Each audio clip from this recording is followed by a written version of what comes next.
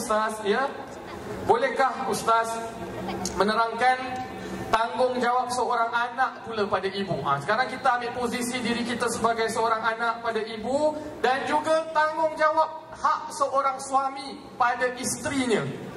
Tapi ada kasih tips sikit Ustaz. Tips dia Ustaz, ramai remaja-remaja di sini, belia-belia di sini, ramai muslimah-muslimah di sini. Kasih tips pilih calon isteri. Boleh tuan-tuan ya? Tips pilih calon isteri sebelum kita memasuki alam rumah tangga. Persilakan Ustaz.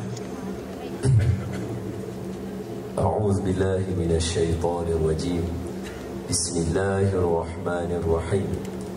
Assalamualaikum warahmatullahi wabarakatuh. Waalaikumsalam. Alhamdulillah wassalatu wassalamu ala Rasulillah wa ala alihi wassahbihi wa man wala. Ashhadu wa nashhadu an la ilaha illallah wahdahu la syarika lah, wa ashhadu anna sayyidana wa maulana wa habibana wa syafi'ana Muhammadan abduhu wa rasuluh. Allahumma salli ala sayyidina Muhammad wa ala alihi wa sahbihi wa man tabi'ahum bi ihsanin ila yaumiddin. Amma ba'du, fa ya ibadallah ittaqullah, usikum wa iyaya bitaqwallah, faqad fazal muttaqun.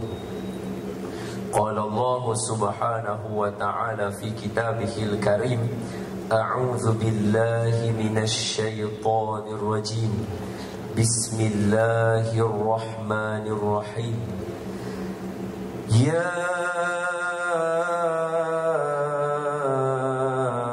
ayyuhalladzina amanu taqullaha haqqa tuqatih wa la tamutunna illa wa antum muslimun. Sadaqallahul azim. Hai orang-orang yang beriman, bertakwalah kamu kepada Allah dengan sebenar-benar takwa, dan janganlah kamu mati melainkan kamu mati sebagai seorang Islam. Terima kasih Fadilatul Ustaz Tuan Moderator, Fadilatul Ustaz Kazim, Ayahanda Ustaz Kazim, dan juga Ayahanda Ustaz Harun. Ada sebarang salah silap kurang daripada saya, harap berikan teguran. Sebenarnya saya segan dulu tadi, sebab rasa ramai lagi hal lebih dewasa daripada saya yang lebih layak cakap tajuk bab suami. Saya baru setahun jadi suami. Mana nak tahu nak jadi suami macam mana? Ni pun isteri saya mana ada dengan saya. Dia duduk kat Mesir tu. Dia doa lah isteri saya, dia mengandung bulan 1 ni boleh anak insya-Allah. Doa lah bagi dia selamat. Cuma yang saya nak bagi tahu secara jujur dan terang lah kat semua, saya baru setahun jadi suami, jadi saya tak pandai nak cakap. Maka apa yang saya nak cakap, apa yang ada dalam hadis, makna dia, hak mana yang saya baca tu, semuanya Nabi buat, kita kena buat. Hak tu je. Kalau saya tak buat, saya tak berguna. Kalau tuan-tuan tak buat, tuan-tuan tak berguna. Sama aja kita. Okey? Boleh? Baik. Bila tanya tadi soalan, apa dia tanggungjawab seorang anak kepada seorang ibu? Izinkan saya sebut satu kisah. Kisah ni belum anak dengan ibu. Kisah ni seorang lelaki, dia nak buat haji.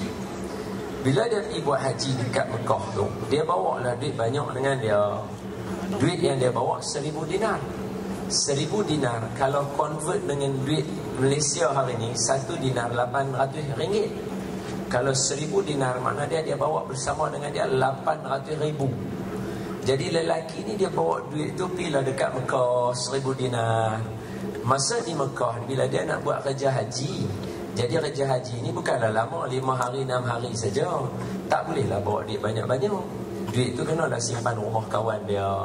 Jadi dia simpanlah dekat rumah kawan dia, yang terkenal dengan sifat baik, jujur dan amanah. Yang ni yang termaktub dalam kitab. Kitab ni dikeluarkan cerita dia dan diceritakan oleh Dr. Zulkifli Muhammad Al-Bakri, seorang alim di Malaysia. Masya Allah, tabarakallah, mudah-mudahan Allah panjangkan usia dia untuk menyampaikan kita ilmu. Lepas tu, bila lah bapi rumah kawan dia ni lah, Assalamualaikum, Waalaikumsalam, ni nak pergi buat kerja haji. Oh, dia kata, lepas tu nak minta tolong simpan duit boleh tak? Kawan dia kata, silalah, aku ni boleh lah tolong simpan duit. Dia kata, tolong simpan ni 1000 dinar. Dia bagi kat kawan dia, dia pun pergi buat haji. Habis selesai kerja haji 5 hari tu, dia pun balik. Bila dia balik-balik, dia pergi lah rumah kawan dia tak sat tu. Dia bagi salam, Assalamualaikum, anybody home? Bila dia tanya orang tu, lepas tu buka-buka pintu, budak yang jawab, Waalaikumsalam, ya ada orang di rumah. Buka-buka tengok budak. Lepas tu dia tanya, lah abah mana? Budak tu kata, pakcik mainlah masuk dalam duduk. Bila jemput masuk duduk, dia kata, nak abang ni pakcik, dalam masa pakcik buat haji, abah meninggal. Pakcik ni dia kata, Allah, duit aku ni macam mana ni? 1000 dinar, 800,000 ringgit ni. Ada tak pak hang abang apa-apa? Ribu-ribu ke? Satu-satu dia ada ni, kawasan ni jangan main ni. Ada tak dia abang tu? Budak ni kata, tak ada pakcik oi, tak abang apa-apa. Ada tak dia kata, kawan aku ada bagi barang? Tak ada pakcik, abah tak cakap apa. Sampai sudah dia tanya anak kawan tu, anak dia tak tahu, isteri dia tak tahu, seluruh ahli keluarga dia tak tahu duit tadi letak mana, tak tahu. Okey, tak apa. Dia ni pergi jumpa dengan seorang ulama. Dia jumpa dengan seorang ulama di Mekah ni, dia tanya. Cuma saya highlight sikit peristiwa ni di Mekah. Mekah merupakan satu tanah yang disebut sebagai tanah haram. Dan saya yakin Haji Ismail pun baru ni, kawan-kawan ni ramai ni, ayana dan bunda muslimin dan muslimat yang ada dalam majlis ni, yang dah pergi Mekah dan tahu di sana dia satu tempat yang benda yang tak berlaku di tempat kita boleh berlaku di sana. Baru saja doa sampai hajat. Ustaz lagi tahulah, ustaz lagi arif lah. Baru hajat hatinya sampai. Baru sampai hajat hatinya sampai. Betul tak ustaz? Jadi di Mekah ni, dia pergi jumpa dengan ulama tu. Dia tanya ke ulama tu, Assalamualaikum, Waalaikumsalam, wahai Tuan Syekh, saya ni simpan duit dengan kawan saya. Bila saya simpan duit dengan kawan saya meninggal. Saya tak tahu duit tu disimpan mana, nak buat macam mana. Maka Tuan Syekh tu kata, malam ni pergi dekat Telaga Zamzam. Bila sampai di Telaga Zamzam, panggil nama kawan kamu.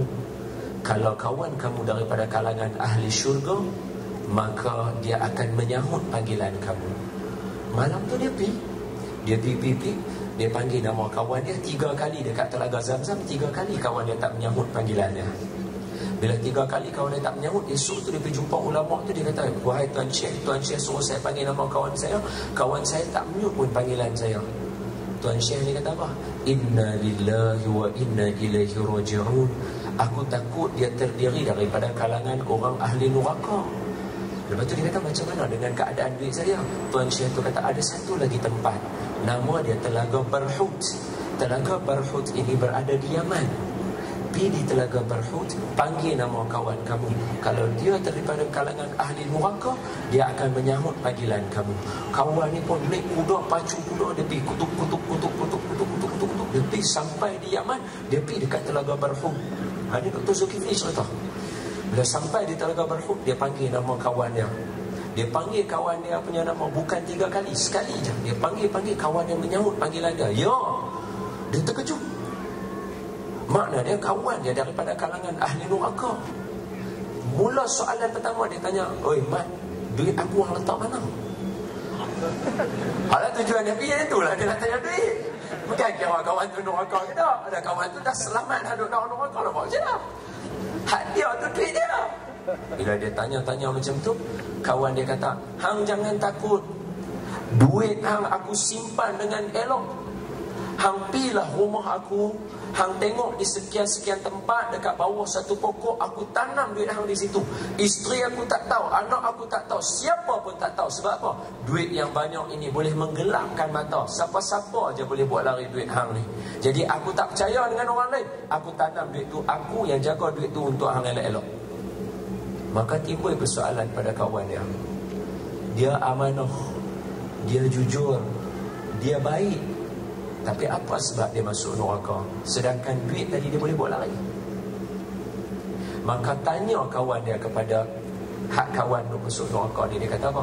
Wahai sahabat, apa sebab yang menyebabkan hang masuk neraka sedangkan hang begitu amanah jaga duit aku? Dia tanya orang itu. Apa jawab kawan dia? Tuan-tuan ingat tau, ni saya habaq ni. Ini bukan anak dengan mak, bukan suami dengan isteri. Dengar elok. Dia kata, aku ada seorang adik perempuan.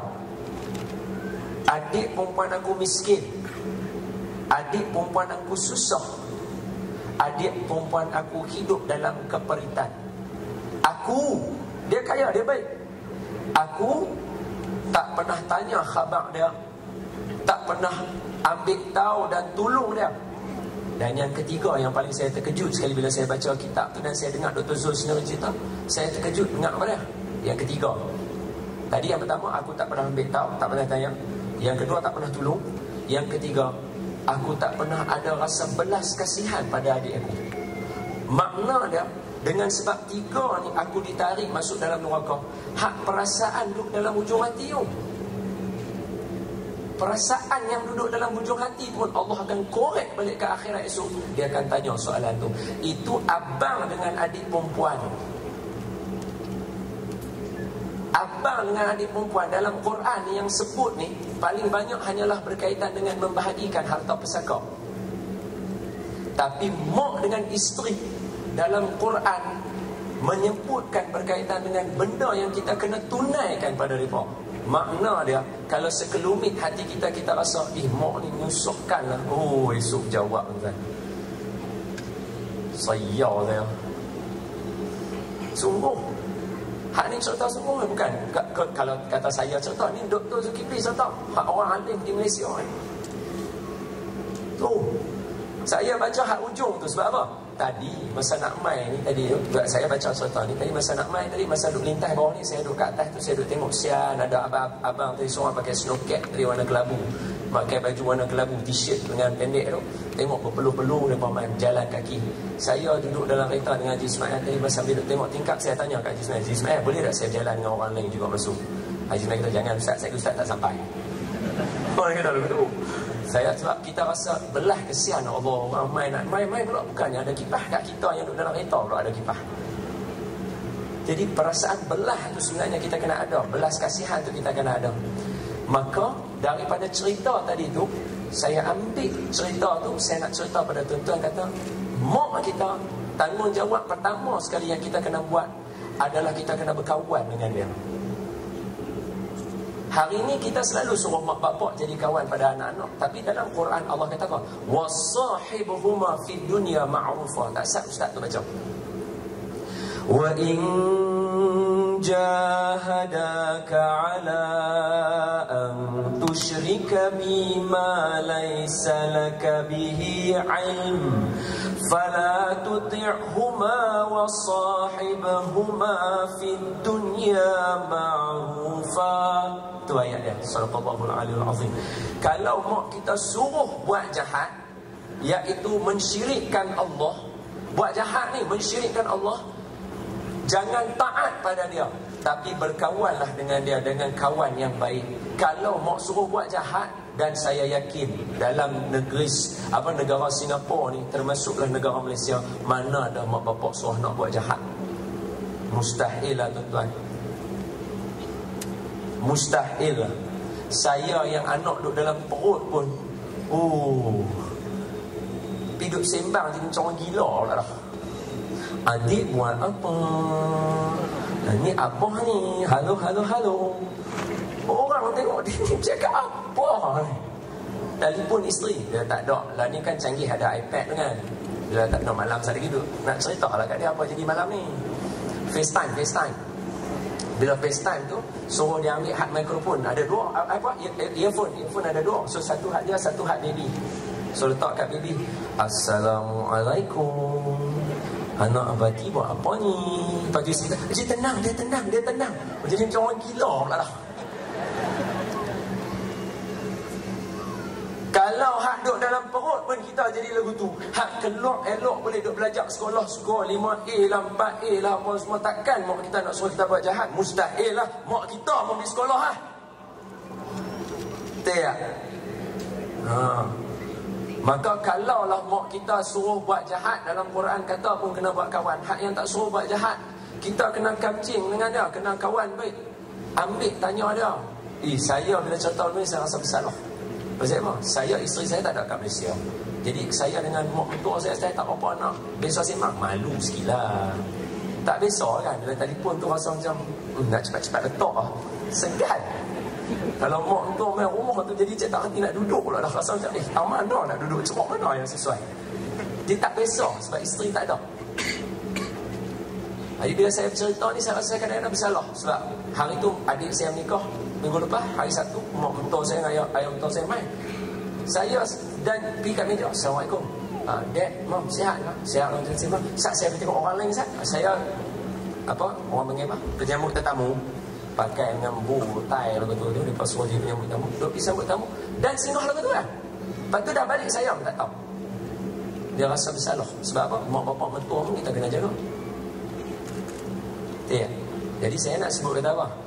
Bab anak dengan mak ni, tang mana, bumi mana tak ditimpa hujan. Semua kita ada. Dalam keluarga siapa? Sini Singapura ada tak cerita? Tengok ada cerita Mistress Hermanas? Ada kat sini. Bawang merah, bawang putih? Ada bawang merah, bawang putih lah. Dalam kehidupan siapa yang tak ada bawang merah, bawang putih?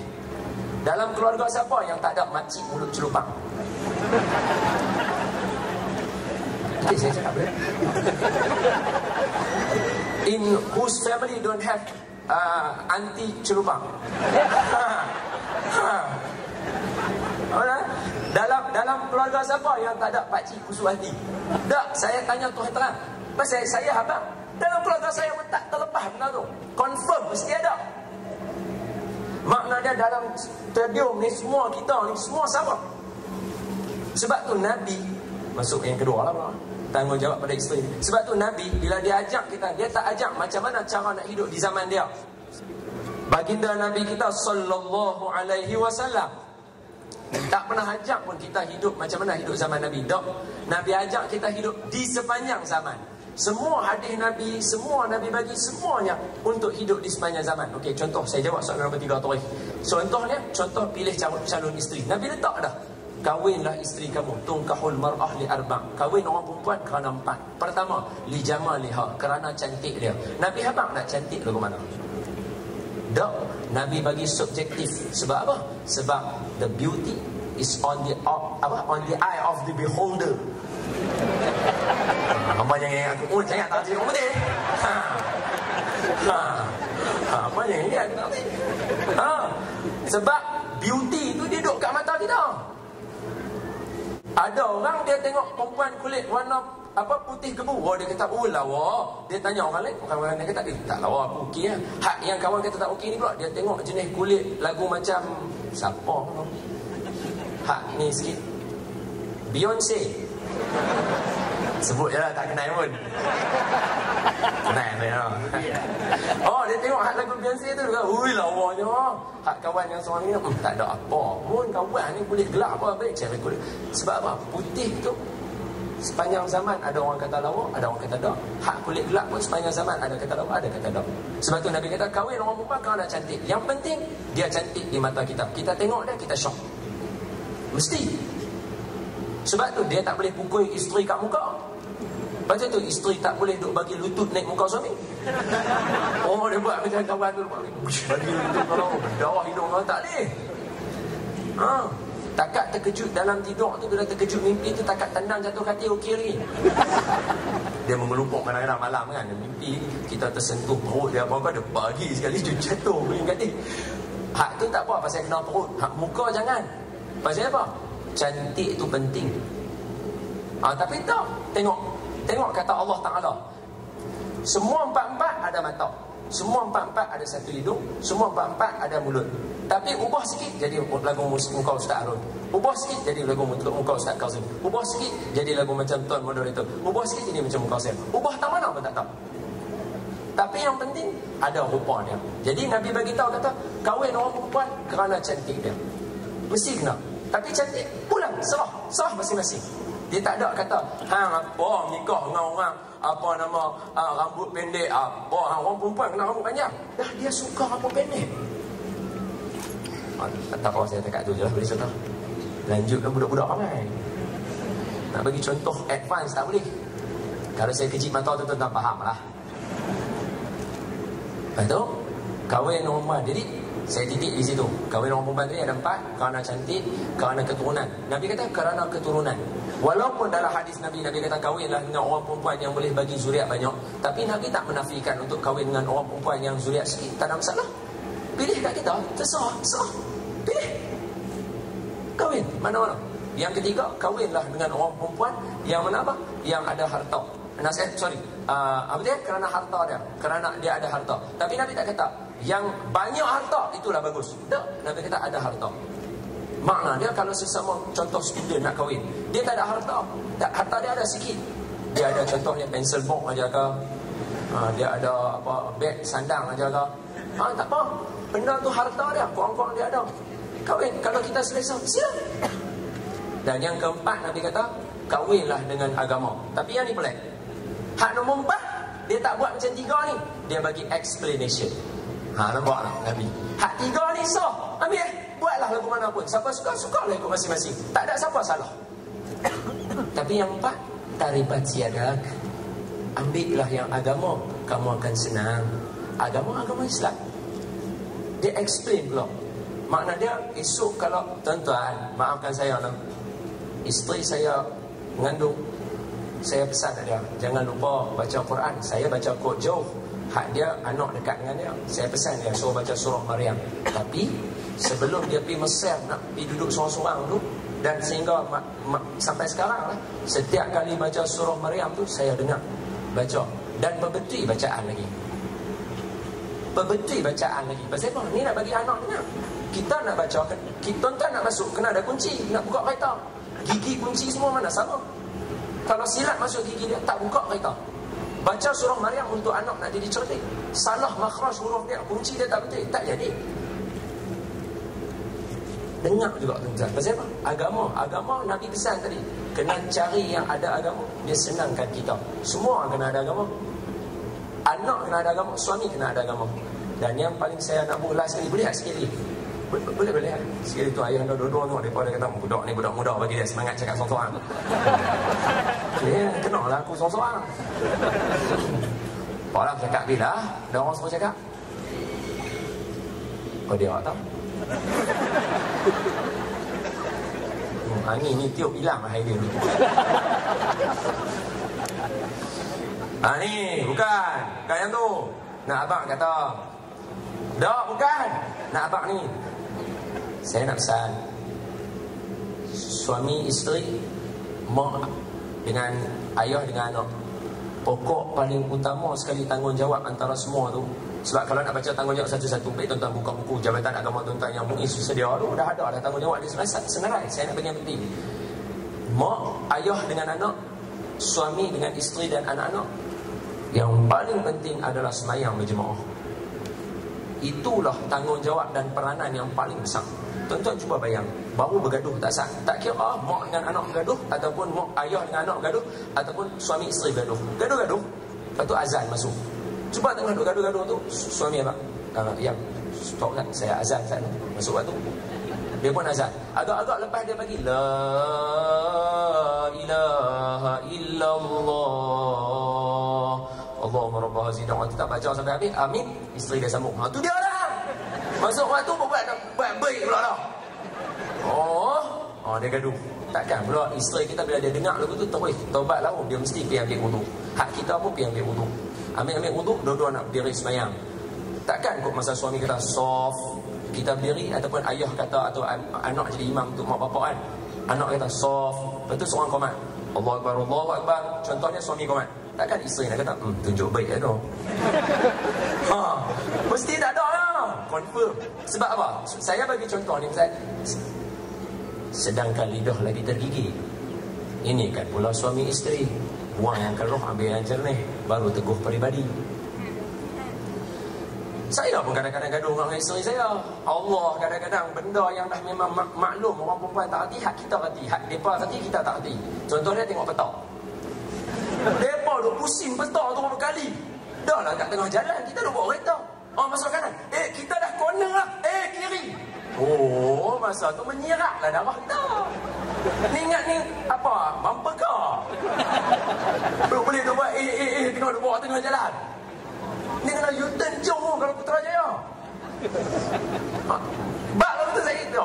Tutup gaduh. Saya bergaduh. Tu dia lah. I suruh you tengok elok-elok. I dah pusing dah peta tadi pagi. Dia jadi gaduh. Saya kawan dia muncul tak mau tengok peta tu. Bila dia tak mau tengok kita dia lagi kat mana? Pergilah tak mana pun. Gaduh. Habis. Lepas tu saya dia tak mau cakap. Balik saya lagi. Buat lagi tu. Masuk waktu maghrib, azan kat rumah tu. Lepas tu ambil betul nak semayang. Bila qamat, takkan isteri nak kata tunjuk balik. Dia pun mesti semayang dengan kita. Habis semayang tu kan, kita buat innaka hamidum majid. Assalamualaikum warahmatullahi. Kita pun bagi salam, kita tengok belah kanan kan sikit kan. Nampak dia duduk dalam telkung. Takkan nak pergi tutup dia lagi buat tak? Dia duduk semayang pun. Dia bagi salam belah kiri, nampak dia pun bagi salam belah kanan, bagi salam. Ikut kita, dia ikut kita. Tak mana yang kita tak redha dengan dia. Habis tu, angkat tangan baca doa, salam cium tu, hilang habis ha. Sorry ayah, tadi silap ni. You tengok peta tak mana pun tak apa, I boleh jalannya tadi. Dia jadi lagu tu. Betul tak apa saya cakap? Sebab saya amalkan benda ni. Sebab saya saya pun tak lari daripada bergaduh dengan isteri. Tak lari. Wallahu alam. Maka peranan dia yang tadi untuk semua sekali, anak berkawan dengan mak bapak, jaga elok-elok, jaga maruah mereka, jaga agama, jaga hubungan baik dengan mereka, kawan lah maksudnya. Hak suami isteri dengan mak bapak sekali campur adalah semayang berjemaah. Itu yang paling kena jaga. Untuk yang nak kahwin 4 tadi. Wallahu a'lam. Wallahu a'lam bissawab. Barakallahu fiik Ustaz. Ya. Jadi alhamdulillah tuan-tuan, jadi kalau tengah kecoh